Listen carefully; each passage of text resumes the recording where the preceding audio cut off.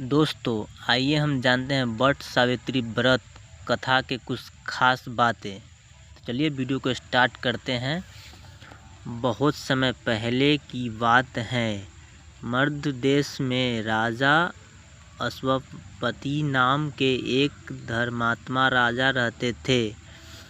उनके कोई संतान नहीं थी। उन्होंने कई वर्षों तक माता सावित्री की कठोर तपस्या की। उनकी भक्ति से प्रसन्न होकर देवी ने उन्हें एक सुंदर और गुणवान पुत्री का वरदान दिया। उस कन्या का नाम रखा गया सावित्री। सावित्री बड़ी होकर अत्यंत रूपवती, बुद्धिमान और पतिव्रता बनी। जब उसके विवाह का समय आया तो उसने स्वयं अपने लिए वर चुना। सत्यवान एक वनवासी राजकुमार थे जो अपने अंधे माता पिता के साथ जंगल में रहते थे। जब सावित्री ने सत्यवान से विवाह करने की इच्छा जताई तब ऋषियों ने चेतावनी दी कि सत्यवान की आयु बहुत कम है और वह विवाह के 1 वर्ष बाद ही मृत्यु को प्राप्त होंगे। लेकिन सावित्री अपने निर्णय पर अडिग रही और उसने सत्यवान से विवाह कर लिया। विवाह के बाद सावित्री अपने पति और सास ससुर की सेवा में लग गई। जैसे जैसे सत्यवान की मृत्यु का दिन नज़दीक आया, सावित्री ने कठोर व्रत रखना शुरू कर लिया।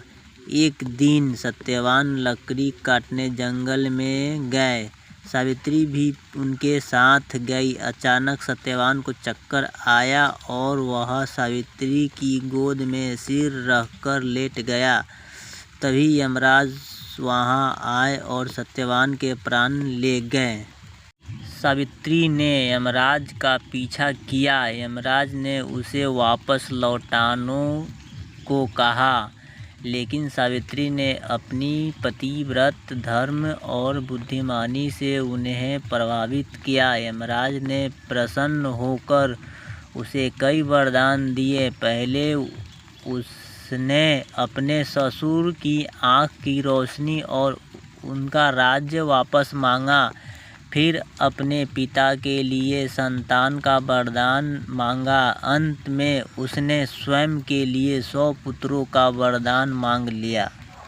तब यमराज ने कहा, तुम्हारे पति तो जीवित नहीं हैं, फिर पुत्र कैसे होंगे? इस पर सावित्री ने सोचा और कहा, हे देव, बिना पति के संतान कैसे संभव है?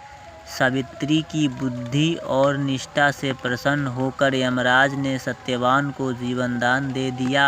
इस प्रकार सावित्री ने अपने पतिव्रत भक्ति और साहस से अपने पति को मृत्यु से वापस पा लिया। इसी दिन से वट सावित्री व्रत की परंपरा शुरू हुई, जिसमें विवाहित महिलाएं वट बरगद वृक्ष की पूजा करती हैं और अपने पति की लंबी आयु के लिए व्रत रखती हैं।